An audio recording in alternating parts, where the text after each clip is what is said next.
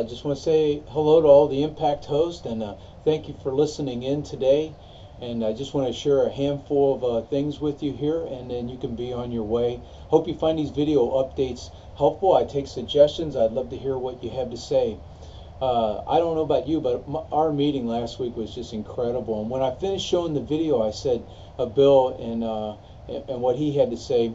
I asked what the question was, what impact did this have on you? What impact did this video have on you? And the first person said, this really looks easy. It looks like something that I'd be able to do. And that's exactly right.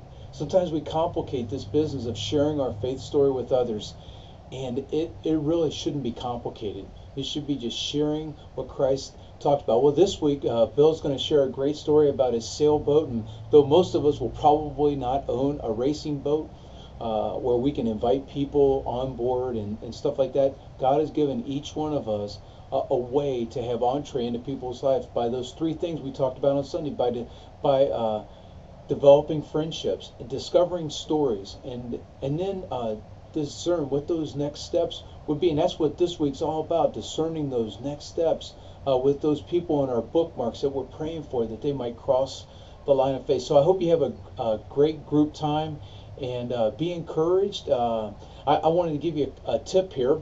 Every now and again in a group you'll have maybe one or two people kind of dominate the conversation. This can be kind of tricky waters to navigate, and I just want to give you a couple tips on that one. When you have a talkative person, one way to help that situation is you pull your chair up and you sit right next to them, so that when you ask a question you don't have direct eye contact with them. That's one way to handle it.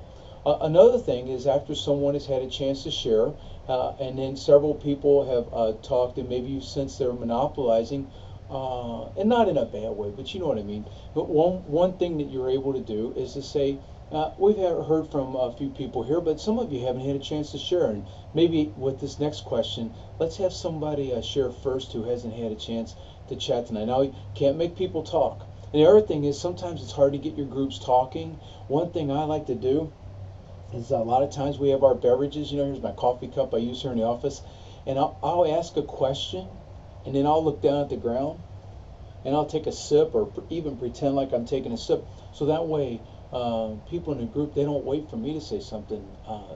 They'll say something. So I hope those tips are helpful to you. And I just want to give you a couple housekeeping ideas here to remember. Turn in your envelopes, those money envelopes that you passed around. Please don't wait until everybody's had a chance to participate. Go ahead and get those envelopes turned back into us. I'd really appreciate that. All you got to do is mark your name on them, how much money's in it, and then drop it at the information desk on Sunday, or of course during regular business hours here at the church. And if you've got extra books, I would encourage you to get those books back to us if you don't think you're going to use them, because we might have other groups that might be able to use them.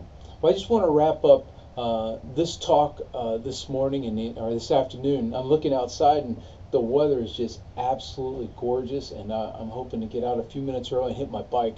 But I just want to leave you with this, that when we're sharing with others and developing those relationships, discovering their stories and discerning next steps, it's not always sitting down, like Bill says, for 3 hours and sharing with somebody. It's a series of little steps, a series of planting little seeds in somebody's life, offering to pray for them, offering to give them a book on, I mentioned More Than a Carpenter by Josh McDowell, a little very inexpensive book you can pick up at Limstone's, and encourage you to do that. So, hey, have a great time with your group. If you got any questions, please give me a call. Hey, have a great week.